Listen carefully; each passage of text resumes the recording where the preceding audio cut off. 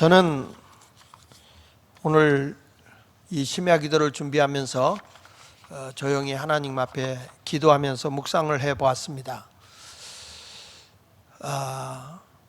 공산주의 치하에서 또는 복음을 전할 수 없는 그런 상황에 놓여져 있을 때 과연 예수 믿는 성도들은 어떻게 자기의 신앙을, 어떻게 자기의 믿음을 지켜나갈 것인가 하는 고민을 해보았습니다. 그래도 우리는 지금 온라인으로 말씀이 전파되어지고 들을 수 있고, 내가 집중해서 하나님 말씀을 사모하기만 하면 얼마든지 내 믿음을 지켜나갈 수 있지만, 그럴 수 없는 저 북한 땅이나 저 이슬람들의 지배하에 있는 그들 속에 들어가서 하나님의 복음을 전하는 선교사들의 사역이 얼마나 힘이 들까 하는 생각을 하게 됩니다. 오늘 성도님들, 지금 우리 모두가 집에 있는 재미있는 모든 TV라든지 이런 것들을 다 끄시고 오늘 하나님과 나와 긴급한 그런 영적 관계를 갖는 그런 시간을 꼭 가져주시기를 바랍니다. 우리나라 선교사들이 와서 세상을 떠나 묻혀 있는 것이 한국 기독교 선교 기념관이 있는 합정동이라는 곳이 있죠.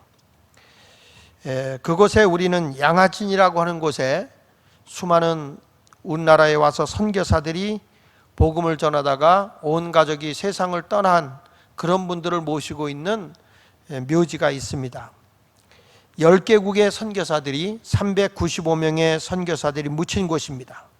그곳에는 지금 기념관도 있고 공원도 형성되어 있지만은 그 선교사들의 묘비가 이제 바람과 비로 인해서 많이 이렇게 그 빛이 바래져 있지만은 그곳에 가면 묘비명들이 적혀 있습니다. 그 묘비명들 가운데 보면 그 A.K. 젠슨이라는 선교사가 이런 글을 써 있죠. 친구를 위하여 자기 목숨을 버리면 이보다 더 큰 사랑이 없느니라. 아무도 하나님의 말씀을 들으려고 하지 않는 그런 곳에 오셔서 말씀을 전해준 분이에요. 그러다가 세상을 떠났습니다.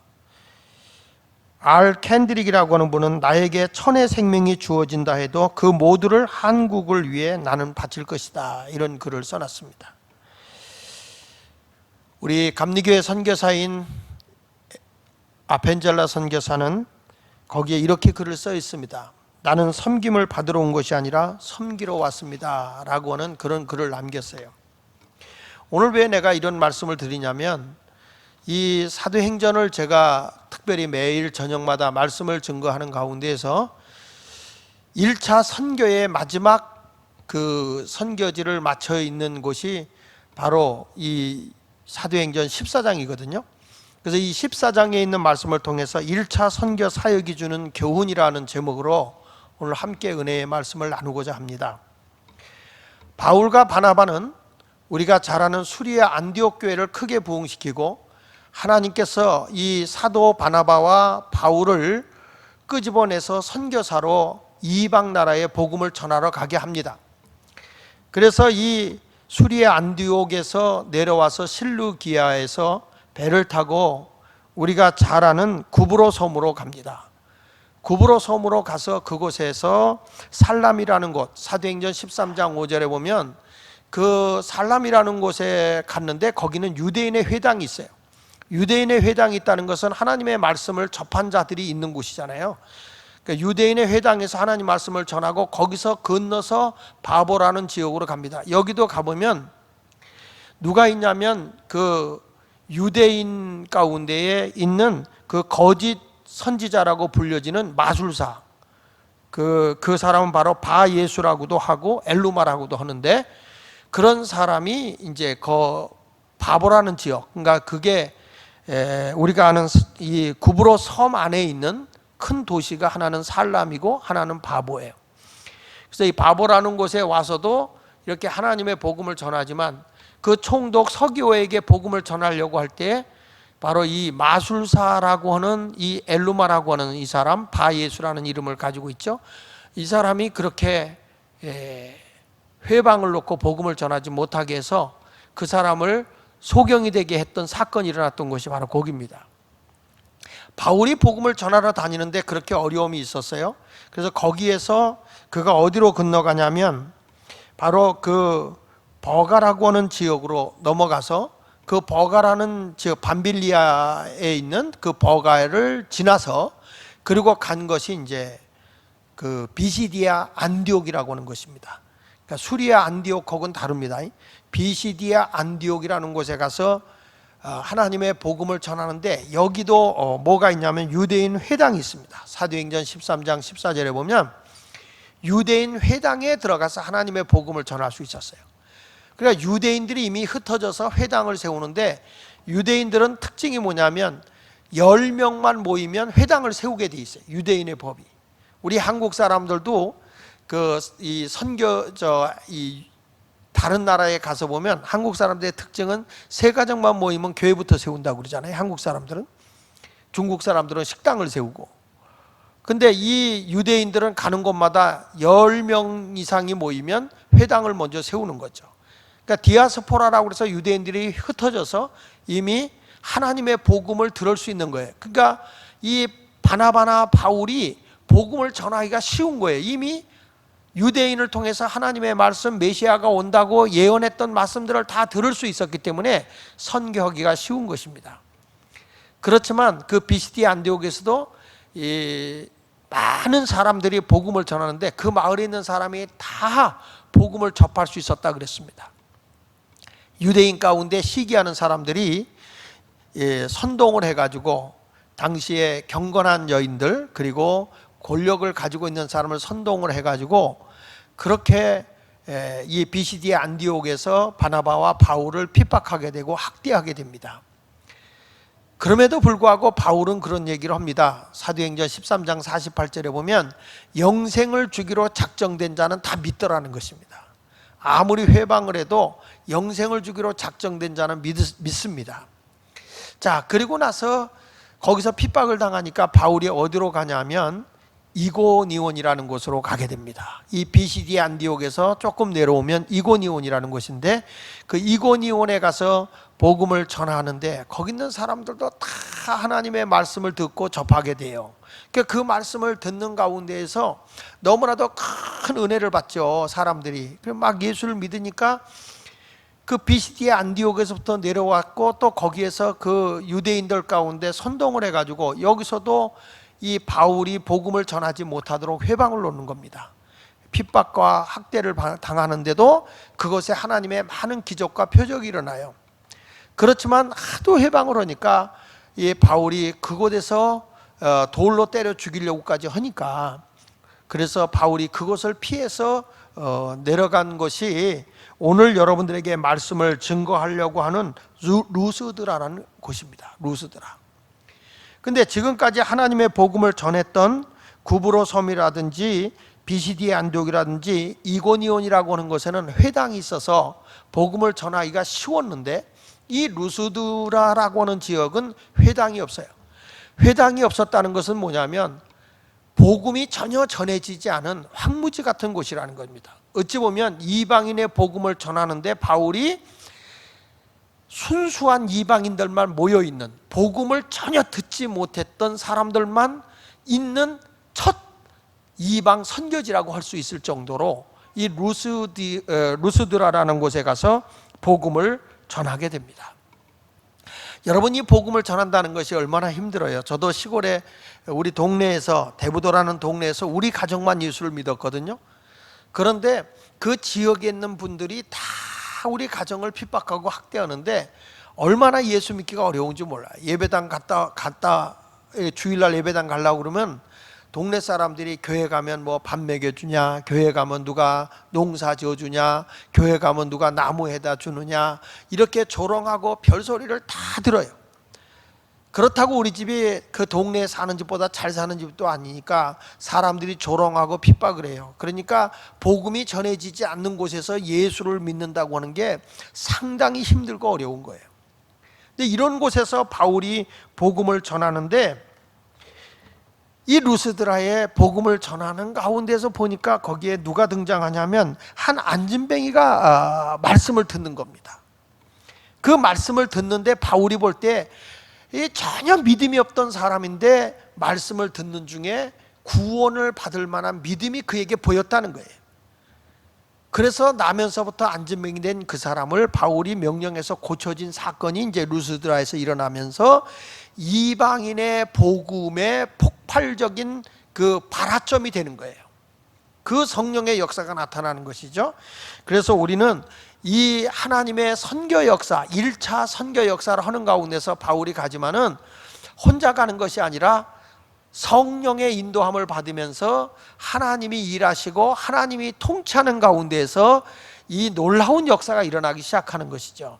그래서 오늘 우리도 이제 하나님의 복음을 위해 살아가야 할 우리들, 믿지 않는 가정에 예수를 전하고 또 우리 믿지 않는 이웃에 예수를 전한다고 하는 것, 그 내 힘으로 되는 게 아니라 성령으로 되는 것이거든요. 그러기 위해서 내가 먼저 어떤 사람이 돼야 되겠냐 하는 게 중요하다는 거죠. 자, 오늘 하나님의 표적과 기적이 일어난 루스드라의 첫째는 우리가 받아야 되는 게 뭐냐면 구원받을 만한 믿음을 가진 안진뱅이가 일어난 기적이 있었다는 거예요. 자, 여기 보면 사도행전 14장 8절에 루스드라에 발을 쓰지 못하는 한 사람이 앉아 있는데 나면서 걷지 못하게 되어 걸어본 적이 없는 자라 그랬습니다. 굉장히 불행한 사람이 한 번도 걸어본 적이 없는 사람이에요. 근데 이 안진뱅이가 그 구절에 보면 바울이 말하는 것을 듣거늘 그랬습니다. 바울이 지금 무슨 말을 합니까? 세상 말 하는 거 아닙니다. 누구에 대해서 흉보는 얘기하는 거 아닙니다. 구원의 복음을 전하는 겁니다. 예수 그리스도에 대한 생명의 복음을 전하고 있는 거예요. 그 복음을 듣는데 바울이 주목하여 그를 바라보니까 예수를 영접한 거예요. 그에게 구원받을 만한 믿음이 그에게 있는 것을 보고, 저도 이렇게 집회를 가서 또 말씀을 전해보면요, 이 말씀을 들을 때 그 말씀을 집중해서 듣는 분들이 있고 어떤 사람은 그냥 마지못해 와 앉아있는 사람이 있어요. 그러니까 믿음 있는 사람은 하나님의 말씀에 집중을 합니다. 믿음이 안 되는 사람은 말씀에 집중을 하질 않아요. 집중할 줄을 몰라요. 지금 우리가요, 가정에서 예배를 드리고 있지만 여러분들이 지금 정말 기도 처소를 만들고 방에서 만들고라도 하나님의 말씀에 집중을 해야 되는 거예요. 그 말씀이 집중을 할 때 내 속에 뭐가 생기느냐? 살아계신 하나님에 대한 신뢰, 믿음이 생기는 거예요. 믿음이 생겨야 하나님의 기적을 보는 거예요. 이렇게 어렵고 힘들 때 우리가 아차 방심하면 하나님의 말씀에 집중하는 것을 놓치게 된다고요. 지금 여러분 딴 일 하던 거 다 놓고 하나님의 말씀을 듣는데 집중하십시오. 이 안진뱅이가 그 말씀을 듣는데 바울이 보니까 그 말씀을 듣는 가운데서 구원받을 만한 믿음이 그에게 있는 거예요. 어떤 분은 말씀을 집중할 때 보면 고개가 막 강사인 저한테 막 이렇게 빨려 들어와요. 막 앞으로 가다가 앞에 사람 등에다가 자기 머리를 받는 사람도 있다고. 그 정도로 말씀을 집중하는 거예요. 바울이 그가 구원받을 만한 믿음이 있는 것을 보고 네 발로 일어서라, 10절에 보니까 큰 소리로 이르되 네 발로 바로 일어서라 하니 그 사람이 일어나 걸었다는 것입니다. 보십시오. 말씀을 들을 때 믿음이 생겼고 그 믿음은 기적을 가져온 겁니다. 믿음이 어디서 생기는 겁니까? 로마서 10장 17절에 말씀하는 것처럼 그러므로 믿음은 들음에서 나며 들음은 그리스도의 말씀으로 말미암는다라고 했어요. 말씀을 집중해서 들어야 되네요. 그때 안진뱅이가 일어납니다. 이 안진뱅이 사건은 아까 얘기했지만 이방인에 대한 복음의 폭발점이 되는 겁니다. 바로 이방 선교의 발화점이에요. 막 큰 불이 일어나는 발화점이 됩니다. 여러분, 이 안진뱅이 사건이 언제 일어나냐면 사도행전 3장에 보면 베드로와 요한이 기도하러 하나님의 성전 미문이라는 곳에 들어갔죠. 그때 성령이 충만할 때였어요. 이때 베드로가 그 안진뱅이를 보고 이렇게 말하지. 은과 금은 내게 없지만, 사도행전 3장 4절로 6절에 말한 거예요. 베드로와 요한과 더불어 주목하여 이르되 우리를 보라, 우리 좀 봐라 하니 그가 그들에게서 무엇을 얻어? 이 사람은 땅의 것을 구하고 있어요. 무엇을 얻을까요? 바라보거늘. 베드로가 하는 말이죠. 나는 너에게 은과 금을 없다. 그러니까 여러분, 하나님의 말씀을 들을 때 우리가 은과 금을 얻으려고 교회 오는 거 아니잖아요. 은과 금을 얻으려고 하나님의 말씀 듣는 거 아니에요. 우리는 바로 바울이 가지고 있는 것, 내게 있는 이것을 너희에게 주노니 나사렛 예수 그리스도의 이름으로 일어나 걸으라, 이렇게 말하고 있습니다. 베드로의 내면에 뭐가 있습니까? 예수 그리스도의 이름입니다. 지금까지는 아무것도 구하지 않았어도 너희가 무엇이 내 이름으로 구하라 그러면 내가 이루어 주신다고 하시지 않았습니까? 내면에 있는 것이 외향화되는 것입니다. 내면에, 내 마음에 어떤 증오심이 있으면 외적으로 복수하는 게 나오는 겁니다. 내면에서 움트기 시작해야 그게 바깥으로 싹이 나오는 겁니다. 그러니까 내면화된 것이 외향화되는데, 사도 바울은 내 내면하에 무슨 생명이 꿈틀거리고 있느냐?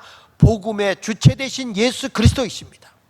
그러니까 여기서 예수 그리스도의 이름만 가면 안진뱅이가 일어날 수 있다고 믿은 거예요. 그래서 내게 있는 건 내게 준다.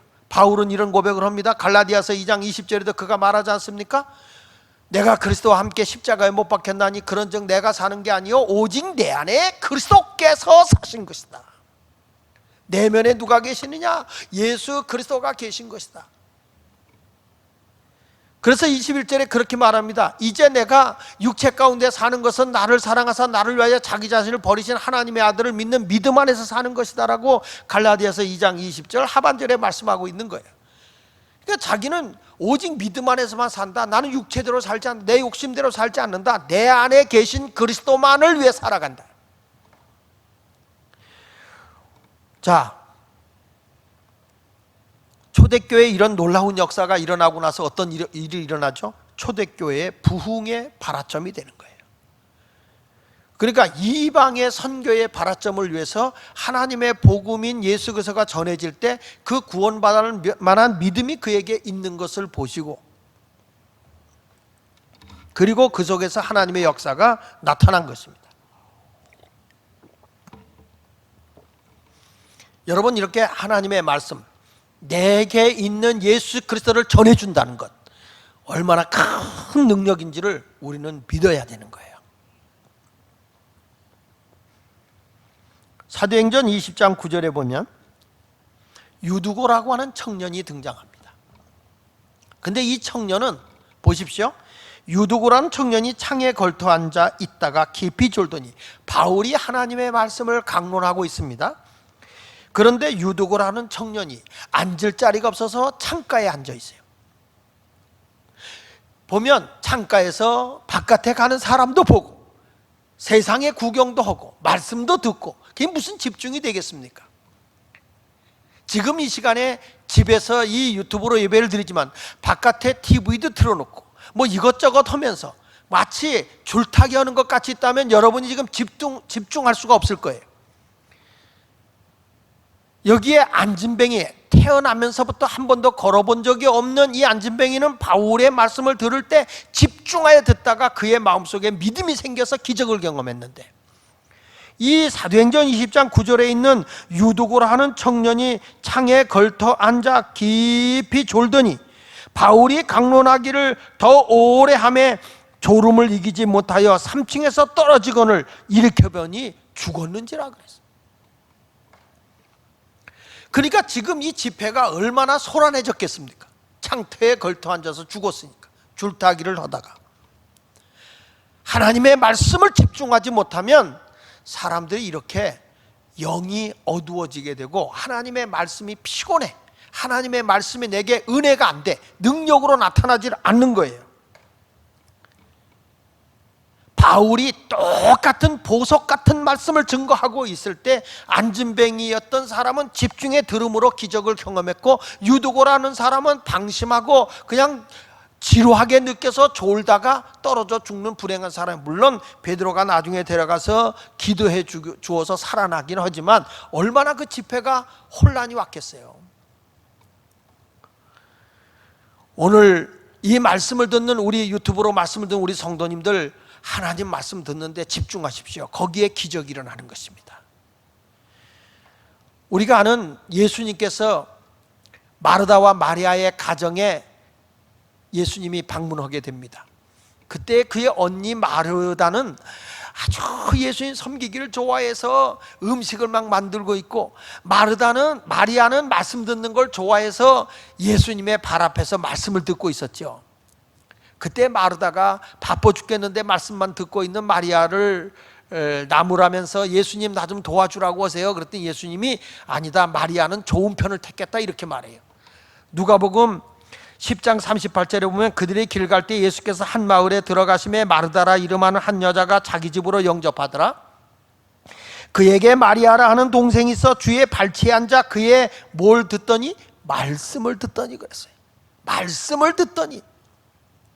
마르다는 준비하는 일이 많아 마음이 분주했다는 거예요. 저도 이렇게 신방을 가면 하나님의 말씀을 전해주고 그 가정을 위해서 축복 기도를 해줘야 되는데, 이분이 말씀 들으려고 하질 않아. 그냥 신방에 오면 가장 부엌에 가서 뭐 음식 만들고 뭐 하는 거라고 분주한 거예요. 우리는 무엇에 집중해야 되냐면 하나님의 말씀 듣는 데다가 집중을 해야 돼요. 예수께서 나아가 이르되 주여 내 동생이 나 혼자 일하게 두는 것을 생각하지 하시나이까 그를 명하사 나를 도와주라서. 내가 음식을 만드는 너무 복잡하고 지금 힘들고 바빠요. 그러니까 이게 그냥 말씀 듣는 건 밥 먹고 나서 하기로 하고 지금 좀 나름 도와달라고 하죠. 그랬더니 예수님이 누가복음 10장 42절에 마르다 보고 하는 얘기예요. 몇 가지만 하든지 혹은 한 가지만 더 족하다, 뭐 그렇게 분주하게 하지 마라, 간단하게 해라, 그 말이야. 예수님이 음식 준비하는데 간단히 해라. 그러면서 뭐라 그런 거 아니? 마리아는 이 좋은 편을 택하였으니 빼앗기지 아니하리라. 하나님의 말씀을 듣는 거죠. 우리가 신방을 가면 대접받으러 가는 거 아니라고요. 하나님의 말씀. 제가 부흥회를 가면 어떤 분은 강사님 접대한다고 부흥회 안 나와. 그래서 제가 그런 말을 합니다. 처음에 가서 저는 여기 대접받으러 온 게 아니라 하나님의 말씀을 전하러 온 거니까 집에서 뭐 강사 접대하는 것 때문에 강사 접대하는 것 때문에 말씀을 못 듣는다, 이런 부흥회를 하지 않았으면 좋겠다. 그저 설렁탕 한 그릇만 먹어도 난 좋다, 아니 짜장면 한 그릇 먹어도 좋다, 라면 하나 먹어도 괜찮다, 말씀 듣는 데만 신경 써라. 말씀 듣는 데. 그 말씀을 들을 때 능력이 나타나는 거예요. 사람이, 여러분 보십시오. 영적으로 잠들면 사고가 나지 않겠습니까? 조는 사람은 사고 난다고요. 영적으로 졸고 있으면 사고 나지 않겠습니까? 유두고처럼 졸다가 사고 나는 거예요. 운전할 때 졸으면 사고 나지 않겠어요? 우리도 분주하다고 또 두렵다고 또는 뭐 하나님에 대한 불신앙 때문에 어떤 사람은 시험 든 것 때문에 영적으로 아주 깊은 잠이 드는 사람이 있어요. 이런 사람은 마귀가 갖고 노는 거예요. 그래서 성경 베드로전서 5장 8절에 근신하라, 깨어라, 너희 대적 마귀가 우는 사자같이 두루 다니며 삼킬 자를 찾는다고 그랬어요. 지금이 얼마나 여러분의 영혼을 도둑질하기 좋은 때입니까? 내가 집중하지 않으면, 내가 방심하면요, 그냥 우리 믿음, 하나님과의 깊은 교제하는 관계를 다 놓쳐버려요. 비대면 예배를 드리잖아요. 성도들이 모여서 예배를 드리는데 비대면으로 예배를 드리다 보니까 그냥 방심하고 종교 좋다는 식으로 그냥 여러분들이 엉터리같이 신앙생활 할까봐 그게 두려운 거예요. 마귀는 그걸 노리고 있는 거예요. 이럴수록 우리가 집중하고 하나님과의 관계를 깊이 가져야 되는 겁니다. 신앙생활은 그런 거예요. 제가 우리 교회 소그룹 공동체 운동을 왜 강조했어요? 언젠가 교회가 문 닫힐 날이 온다. 얼마나 제가 했어요. 금년 들어서 에베소서에 대한 말씀을 증거할 때 이 예배당이 문 닫힐 때 여러분 어디 가서 예배 드릴 겁니까? 가정에서 예배 드려야 된다고 내가 얼마나 얘기했어요. 사람이 많이 모이면 안 되지만 작은 수 10명 이하의 숫자가 모여서라도 우리는 교회다운 교회, 작은 공동체의 교회가 살아 움직여야 되는 거예요. 하나님의 말씀의 원리대로 살아가야 되는 거예요. 여러분은 절대로 영적 안진뱅이가 되지 않길 바랍니다. 안진뱅이를 보십시오. 눈 뜨고 봅니다. 말도 할 줄 압니다. 밥 먹을 수도 있습니다. 귀로 듣습니다. 다 행동할 수 있어요. 근데 뭘 못합니까? 발을 쓸 수가 없어요. 행동을 못한다는 거예요. 이 우위 상체까지는 다 움직일 수 있겠죠. 행동하지 않는 신앙, 다 알고 있어요. 다 그렇게 살아야 된다고 해요. 그러나 행동하지 않는 신앙은 안진뱅이란 말이에요. 하나님의 말씀을 듣고 여러분이 믿음이 생겨나서 행동하고 내 발로 일어서는 믿음을 가져야 그것이 하나님의 복음이 전파되어지는 거예요. 루스드라에 있는 사람들이 바로 한 번도 일어선 적이 없는 영적 안진뱅이였다고요. 그런데 이들이 안진뱅이가 일어날 때 하나님을 향한 믿음의 열정이 일어나게 된 것이죠. 여기 보십시오. 사도행전 14장 8절로 10절에 루스드라에 발을 쓰지 못하는 한 사람이 앉아있는데 나면서 걷지 못하게 되어 걸어본 적이 없었다. 마찬가지예요. 루스드라에 사는 사람이 한 번도 복음을 들어본 적이 없기 때문에 영적으로 일어나 본 적이 없어요. 근데 바울이 말하는 것을 듣고는 바울이 주목하여 구원받을 만한 믿음이 그에게 있는 것을 보고 큰소리로 이르되 네 발로 바로 일어서라 하니 그 사람이 일어나 걸었다라고 말씀하고 있지 않습니까? 누가는 지금 여기서 한 사람의 안진뱅이가 일어난 것에 대한 초점을 둔 것이 아니라 당신들도 바로 듣기만 하고 행동이 없는 신앙을 한다면 안진뱅이라는 거죠. 일어서야 되는 것을 얘기하고 있는 것입니다. 우리는 오늘도 하나님의 복음의 말씀을 듣고 우리는 일어서야 합니다. 하나님을 더 가까이 하고 주님의 뜻을 따라가는 그런 성도들이 되어질 때 목장도 마을도 기적이 일어나게 될 것이고 여러분의 가정도 이번 기회를 통해서 하나님의 복음의 역사가 일어날 줄로 믿습니다. 여기 안진뱅이가 일어났다는 기적과 표적의 의미가 뭡니까? 하나님 나라가 임하기 시작했다 그 말이에요. 하나님이 통치하기 시작했다 그 말이에요. 하나님이 행하시는 거 아니겠습니까? 이 기적이라고 하는 건, 표적과 기적이라는 것은 하나님이 통치하고 하나님이 행하시고 하나님이 일하고 계심을 나타내 준 거라 이 말이에요. 복음이 전파되어지면 하나님이 이렇게 멋있게 통치를 해주시고 일도 하게 되는 것입니다. 자, 이렇게 놀라운 기적이 일어났더니 루스드라에 사는 사람들이 이 바나바와 바울을 보고 뭐라고 했냐면 당신은 우리가 사모하고 있는 신이라는 거예요. 바나바를 보고 제우스 신, 주피터 신이라고도 하죠. 그 신이다. 그리고 바울은 말하는 신이므로 이 제우스의 아들 헤르메스 신이다 라고 얘기를 하는 것입니다. 도대체 왜 이들은 그 놀라운 안진뱅이가 일어나자마자 이 사람들이 이 바나바는 제우스 신이며 저 바울은 헤르메스 신이라고 그렇게 쉽게 나올 수 있었냐면 이 동네에 흐르는 신화가 있었어요. 신화. 언젠가 제우스 신과 헤르메스 신이 다시 우리를 찾아와서 우리를 잘 되게 할 거라는 그런 신화가 전해져 내려오고 있었던 것입니다. 야사만 연구하는 오비드란 사람이 그리스의 신화를 연구하는 과정에서 기록한 것을 보면 이런 얘기가 나옵니다. 이 제우스 신, 주피터라고도 얘기하죠. 이 제우스 신과 아들 신, 그의 아들 신 헤르메스가 둘이 의논을 해가지고 인간이 살고 있는 이 세상을 한번 우리가 돌아보고 오자. 그래서 이 두 신이 시차를 하고 갑니다. 그 가보니까 사람들이 얼마나 악하고 죄를 범하고 못된 짓을 많이 하는지 모르겠는 거예요. 이 제우스 신하고 헤르메스 신이 이렇게 세상을 돌아보니까 사람들이 그렇게 악하고 자기들이 사람의 모양으로 와서 이렇게 돌아다녀 보니까 사람들이 인심도 박하고 뭐 이렇게 자기 집에 영접도 하지 않고 전혀 사람들이 그렇게 범죄만 저지르고 살더라는 거예요.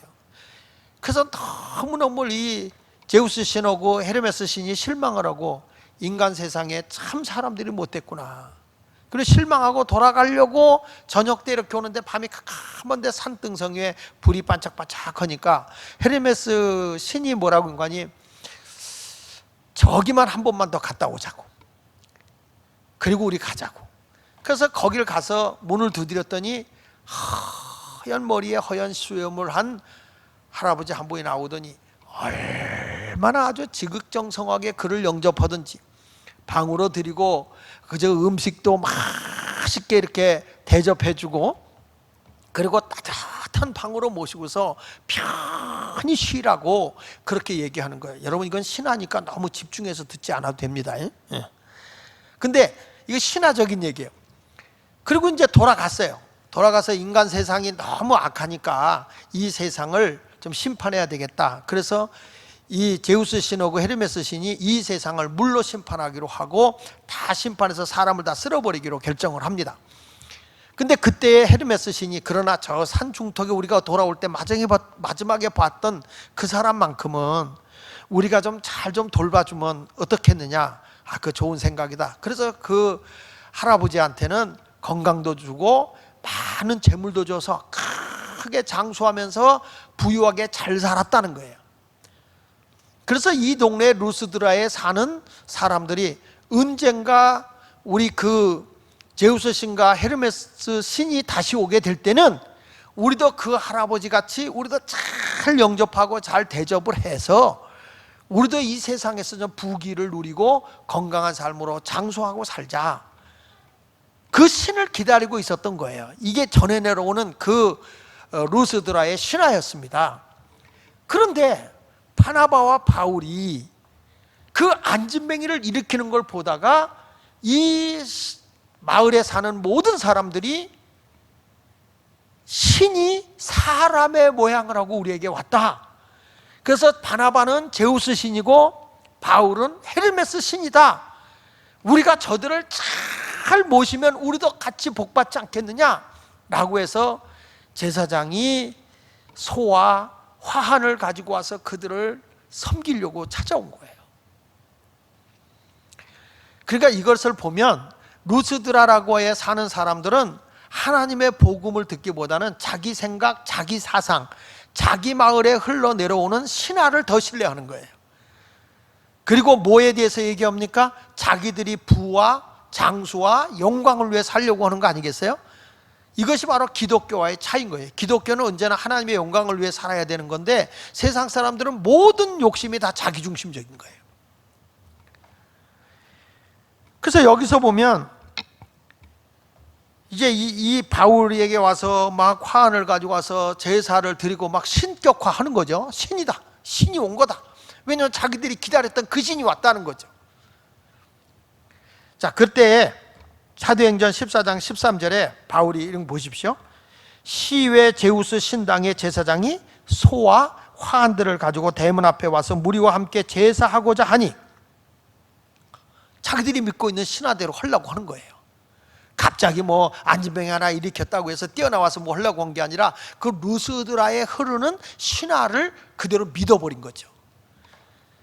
그래서 14절에 두 사도와 바나바와 바울이 듣고 옷을 찢고 무리 가운데에 뛰어들어가서 소리질러 이르되 여러분이 어찌하여 이런 일을 하느냐. 우리도 여러분과 같은 성정을 가진 사람이라. 여러분에게 복음을 전하는 것은 이런 헛된 일을 버리고 천지와 바다와 그 가운데 만물을 지으시고 살아계신 하나님께로 돌아오게 함이라.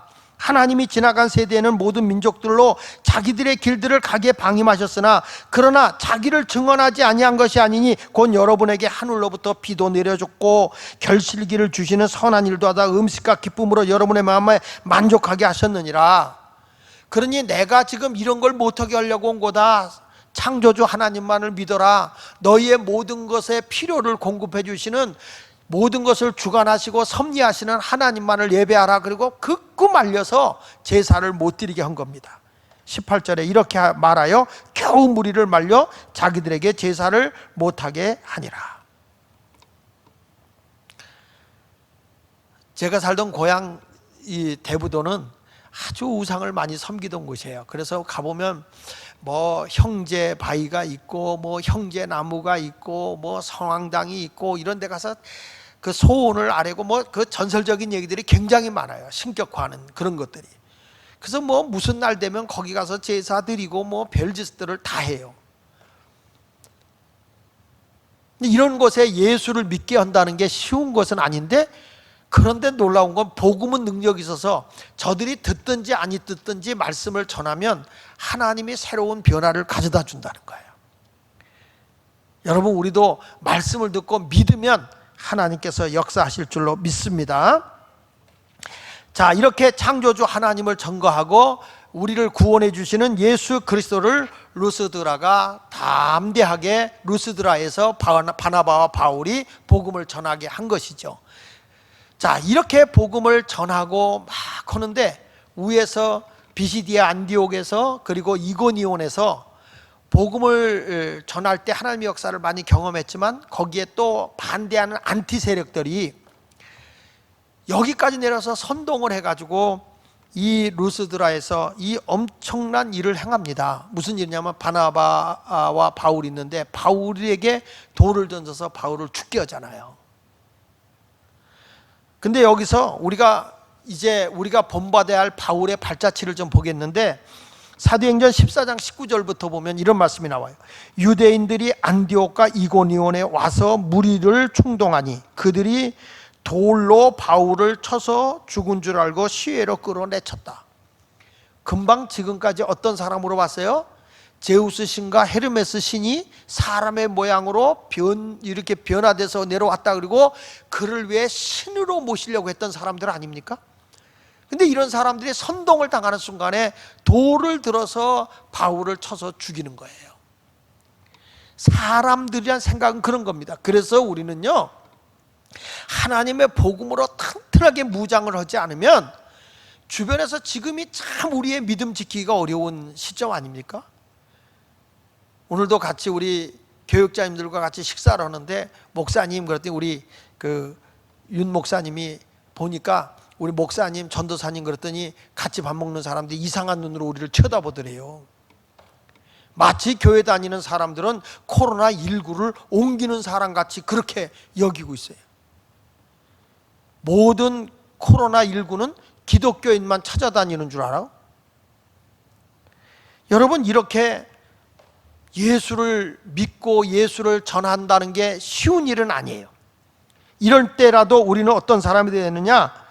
내가 핍박을 당하고 소외를 당해도 생명의 복음을 확실히 무장하고 내 안에 그리스도가 살아계심을 증거할 수 있는 그런 그리스도인이 되어야 되는 겁니다. 여러분, 바울이 뭐가 부족해서 이렇게 선교지에 가서 복음을 전합니까? 그 이유는 하늘에 소망이 있기 때문인 것이죠. 여기 성경 말씀에 보니까 바울이 돌로 쳐서 죽은 줄 알고 시위로 끌어다 내쳤어요. 제자들이 삥 둘러서 바울을 보고 있는 거죠. 근데 바울이 거기서 일어난 겁니다.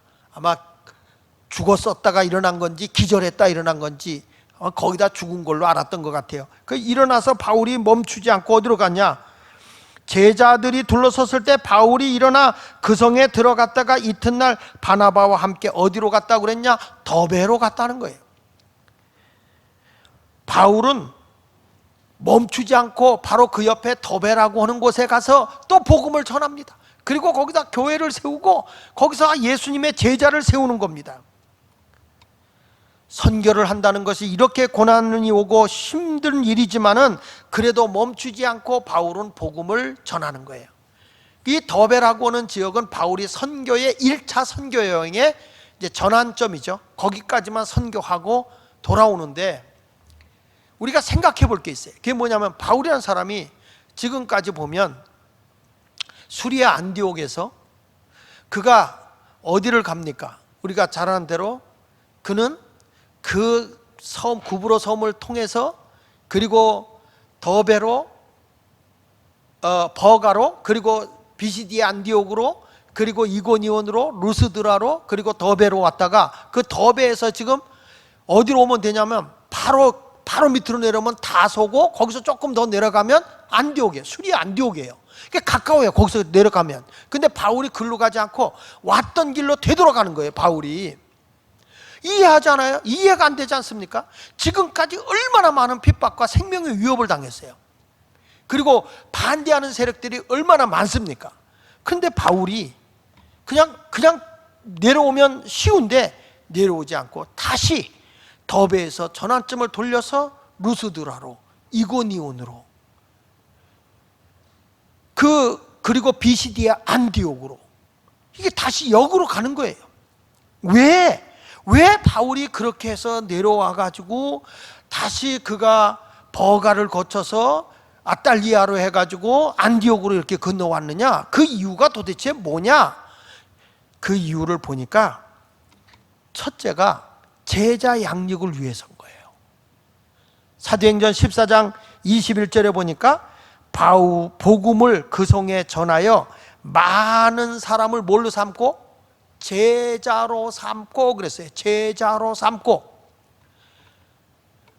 그리고 루스드라와 이고니온과 안디옥으로 돌아가서 제자들의 마음을 굳게 하여 이 믿음에 머물러 있으라 권하고, 너희들 흔들리지 말고 끝까지 믿음에 굳게 서라.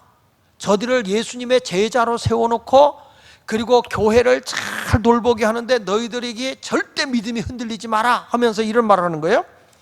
또 우리가 하나님 나라에 들어가려면 많은 환난을 겪어야 할 것이다. 바울이 다시 그 고난의 자리로 돌아가는 목적이 뭐였느냐 그랬더니 제자 양육이었다는 것입니다. 선교지를 돌아보면서 튼튼한 교회를 세우기 위해서 그 핍박을 가지면서도 제자를 제대로 양육해서 세우는 거예요. 우리 교회가 지금 이 시점에서 바로 되려고 하면 교회에 중직자들이 똑바로 서야 되는 건 물론이고, 더군다나 영혼을 관리하고 있는 목자 되시는 분들, 그리고 디렉터 되시는 분들, 이런 분들이 정신을 바싹 차리고 영혼들을 돌봐야 되는 거예요. 그냥 훌렁훌렁 넘어가면 안 되는 거죠. 바울이 그 환난을 겪으면서 뭐라고 얘기합니까? 너희들 하나님 나라 가려면 환난을 많이 겪어야 돼. 인내하라는 거예요. 너에게 환난이 와도 핍박이 와도 바울처럼 돌에 맞아 죽은 것 같아 버려졌다가도 일어나서 다시 선교로 가듯이 너희들의 핍박을 나고 손가락질 당하고 별일을 다 당해도 낙심하지 말고 믿음을 굳게 지켜나가라, 이 말이에요. 이것이 바울이 우리에게 주는 1차 선교 여행의 아주 핵심적인 내용인 거예요. 교회가 아무리 커져 있어도, 사람이 아무리 많이 모여도 이 환난을 이겨낼 만한 참된 제자가 없다면 그건 교회가 아니지. 좋은 게 좋다는 식으로 집에서 그냥 이리 뒹굴 저리 뒹굴 하면서 신앙을 지키려고 하지 말고 적어도 예배를 지킬 때만큼은 하나님의 복음을 굳게 붙잡고 사는 사람이 되어야 할 줄로 믿습니다. 여러분, 우리 몸이 건강하려고 하면 몸에 근육도 있어야 되잖아요. 그와 마찬가지로 우리 영혼도 담대해지기 위해서 마음의 근육이 있어야 된다고요. 역경이 와도, 고난이 와도, 고통이 내게 닥쳐와도 거기에서 나가 떨어지는 인생이 아니라 그 고통과 그 괴로움과 고난을 거뜬히 뛰어넘을 수 있는 그런 영적 심령의 근육이 있어야 된다는 거예요. 사람들이 조금 어려운 일 생기면 푹 꺼져 있는 사람, 이걸 심리적으로 뭐냐면 회복 탄력성 상실이라 그래. 회복 탄력성 상실. 그러나 그 어려움이 와도 그걸 뛰쳐넘는 사람은 회복 탄력성을 갖춘 사람이다. 마찬가지로 영적인 탄력성이 우리에게 있어야, 그래야 아무리 어려움이 와도 그걸 뛰어넘을 수 있는 것입니다. 다윗도 넘어질 것 같지만 다시 일어나잖아요. 영적인 탄력성이 있는 사람은 아무리 어려움이 와도 그것을 뛰어넘어요. 골리앗을 쓰러뜨리잖아요. 그래서 작은 자, 그 어린아이 소년이 큰 자가 돼서 사람들에게 인기를 얻게 돼요. 그랬을 때 다윗에게 찾아온 건 뭡니까? 사울의 창끝이에요. 사울이 다윗을 죽이려고 하는 거예요. 그런데 다윗은 사울에게 쫓겨다니면서도 자기의 삶을 절대로 포기하지 않아요. 그래서 다윗은 이런 고백을 합니다. 시편 18편 29절에 보니까 내가 주를 의뢰하고 적군을 향하여 달리며 내 하나님을 의지하고 담을 뛰어넘나이다. 고난이 오고 역경이 와도 내가 하나님을 의지하고 담을 뛰어넘는다. 이게 뭐예요? 영적인 회복 탄력을 가지고 있다. 내가 영적 근육을 가지고 있다는 거예요. 사도 바울도 이렇게 돌에 맞아 죽어졌지만 다시 일어나서 복음을 전하는 건 뭐예요? 영적인 탄력이 있다는 거예요. 영적인 회복 탄력의 근육이 있다는 거예요. 지금 코로나19로 인해서 우리가 영적인 탄력성이 없는 사람은 다 낙심하고 좌절하고 믿음을 못 지켜요. 하나님의 뜻대로 살아가질 못해요. 오늘 이 시간에 영적인 근육을 가져야 돼요. 우리는 뛰어넘어야 돼요. 일어나야 될 줄로 믿습니다. 바울이 그렇게 핍박을 당해도 결국에 로마의 권력을 굴복시키는 복음의 능력을 행한 게 어디 있습니까? 영적인 탄력이 있기 때문에 그런 거예요. 사도행전 28장 31절에 하나님의 나라를 전파하며 주 예수 그리스도에 관한 모든 것을 담대하게 거침없이 가르쳤다 그랬습니다. 왜요? 로마의 권력이 아무리 핍박을 하고 쪼여오고 죽이려고 해도 저들은 하나님의 말씀을 전파하는 것을 전혀 두려워하지 않았어요. 예배를 두려워하지 않았다고 말이에요.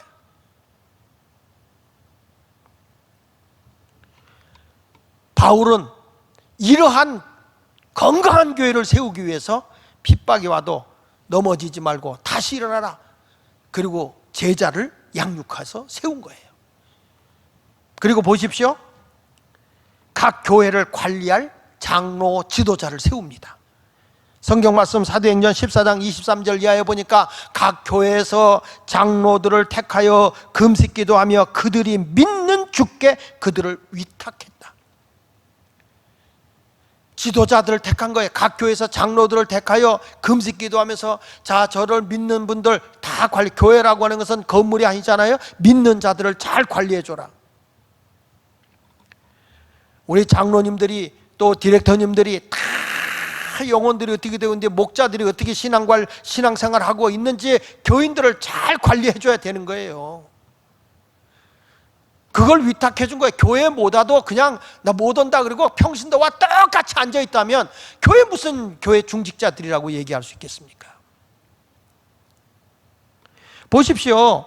그래서 여기 보니까 위탁하고 비시디아 가운데로 지나서 비시디아 안디옥 가운데로 지나서 밤빌리아 버가죠. 밤빌리아에 이르러 말씀을 버가에서도 전하고 아달리아로 내려가서 거기서 배 타고 안디옥에 이르니 이곳은 두 사도가 이룬 그 일을 위하여 전에 하나님의 은혜에 부탁하신 곳이다. 이게 어디예요? 수리아 안디옥에 와서 전도 보고를 한 거예요. 선교 보고를 한 거예요. 내가 이렇게 선교하고 돌아왔는데 이렇게 하나님이 도우셨다. 그들이 이르러 교회를 모아 하나님이 함께 행하신 모든 일과 이방인들에게 믿음의 문을 여신 것을 보고하고 선교 보고한 거죠. 보고하고 제자들과 함께 오래 있으니라. 이렇게 1차 선교 보고를 마친 것입니다. 사랑하는 성도 여러분, 복음에 철저한 무장이 되어 있는 바나바와 바울이 없었다면 이렇게 선교 여행이 일어날 일이 없어요. 지금 한국교회가 이 코로나19로 인해서 30-40%가 앞으로 교회가 줄 것이다. 교인들이 떨어져 나갈 것이다. 이런 얘기들을 한다는 거예요. 교회는 재정적으로 어려워서 많은 아픔이 있을 것이다. 이렇게 얘기한다는 거예요. 그만큼 한국교회 성도들이 영적인 근육이 없다는 거죠. 이 조그만 어려움도 이걸 극복할 만한 능력이 없다는 거예요. 스스로 자기 신앙을 지켜나갈 만한 믿음의 역경이 없다는 거예요. 지금까지 궁중심리에서 남이 하니까 덩달아 하는 신앙이지 내 스스로의 신앙을 지키지 못하고 있었으니 얼마나 가슴 아픈 일이냐 이 말이에요. 예수 말기의 성도님들은 그렇게 살지 맙시다. 우리는 그 자리에서 다시 일어나서 영적으로 깨어 일어나는 그런 성도가 되시기를 예수 이름으로 축원을 드립니다. 오늘 말씀을 굳게 잡고 루스드라에서 일어난 이 역사, 그리고 그 루스드라를 지나서 더베에서 다시 역으로 돌아와서 교회를 건강하게 잘 관리하도록 핍박 속에서 하나님 나라 가는 사람은 많은 환난을 당하지만 끝까지 견뎌서 교회를 교회답게 세워나가야 된다고 바울이 1차 보고 선교 보고 한 것처럼 우리도 이런 교훈을 받아서 아무리 어려워도 믿음을 굳게 지켜나가는 그리스도인의 삶을 살아가는 여러분 모두가 되시기를 예수 이름으로 축원합니다. 기도하겠습니다.